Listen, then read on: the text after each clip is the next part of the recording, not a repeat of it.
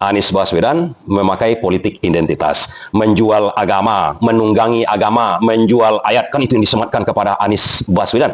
Padahal kawan-kawan, kalau kita tahu di balik itu sebenarnya para pembenci Anies Baswedan sebenarnya mempromosikan Anies. Kenapa begitu? Ini kita berbicara mengenai kompetisi. Di waktu menjadi gubernur Jakarta, menang pada waktu menjadi gubernur Jakarta, kan itu selalu disematkan kepada Anies Baswedan. Pertanyaan kita, kenapa itu disematkan kepada Anies Baswedan? Sekarang kita berbicara kompetisi, ada kawan, ada lawan. Kita akan berhadapan dengan seorang lawan yang kita tahu ada senjata pamungkasnya. Misalnya dalam pertarungan bebas, artinya apa saja boleh dilakukan. Boleh saja semuanya dilakukan. Tapi lawan kita itu mempunyai keunggulan di tendangan kaki kirinya. Di tendangan kaki kirinya itu kalau sempat kena, tersinggung aja oleh kaki kirinya, kita akan tahu bagaimana caranya agar dalam kompetisi tersebut si lawan kita itu tidak memakai kaki kirinya.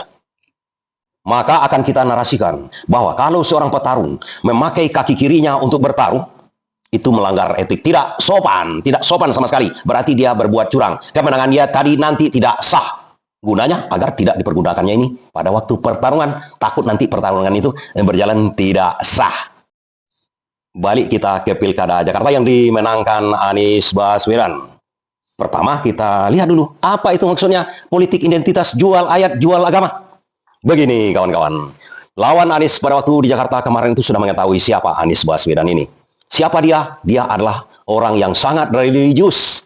Tanpa heo, tanpa upload di video pun, di mana-mana pun Anies sudah ketahuan. Di mana-mana dia memberikan ceramah, imam sholat Jumat, penkhotbah di Jumat. Artinya apa? Dia dipercayai umat muslim lebih tinggi standarnya dari orang-orang biasa dalam hal ilmu agama dan mengamalkan agama. Dan pemilih di Indonesia ini adalah orang yang banyak beragama Islam. Ini poin penting kemenangan Anies Baswedan dibandingkan dengan calon-calon yang lain yang mungkin agamanya hanya di KTP saja atau berbeda keyakinan. Jelas pemilih dari Jakarta kemarin itu karena mayoritas adalah umat muslim. Umat muslim sudah pasti memilih orang yang soleh. Itu kuncinya dari semua itu. Lawannya tahu hal itu. Anies Baswedan sudah diketahui. Sudah diketahui masyarakat Jakarta pada waktu itu adalah orang yang tidak sedikit pun keluar dari rel agama, bahkan menyerukan itu, berdakwah di situ. Ini berbahaya, berbahaya. Masyarakat sudah terkooptasi dengan pandangannya seperti itu kepada Anies Baswedan, yang memang tidak dibuat-buat dia. Ini keuntungan lahiriah dia, keuntungan dia tersendiri. Bagaimana cara meruntuhkan keyakinan masyarakat ini?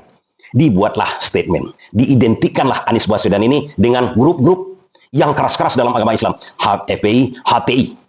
Ya, apa salahnya mereka mendukung Anies, kan begitu, tidak ada masalah. Tapi diidentikan dengan yang keras-keras seperti itu, orang-orang yang bertindak keras, Anies ini dianggap orang yang sangat keras juga.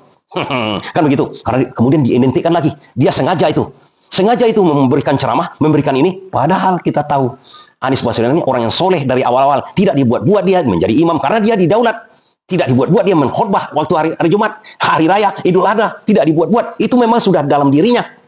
Lagi pula saya katakan di sini, itu bukan terlarang dalam pertarungan kompetisi pemilihan pilkada kemarin. Malahan itu dianjurkan, dan Islam menganjurkan juga.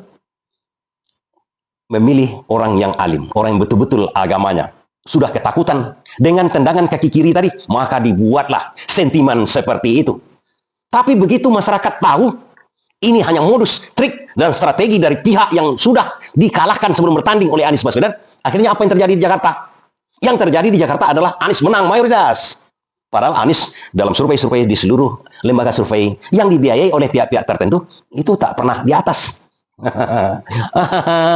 Ujung-ujungnya itu yang saya katakan tadi.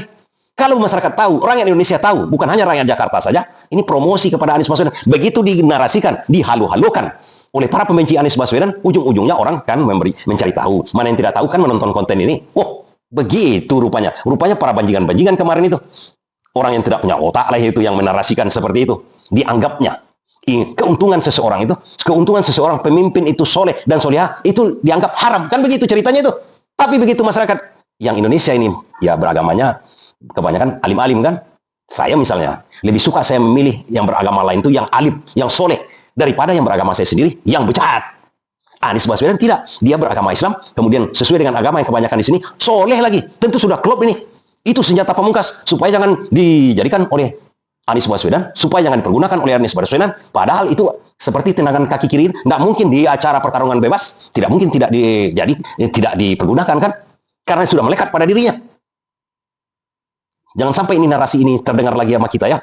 Ini mempromosikan Anies Baswedan akhirnya, kawan-kawan. Terima kasih.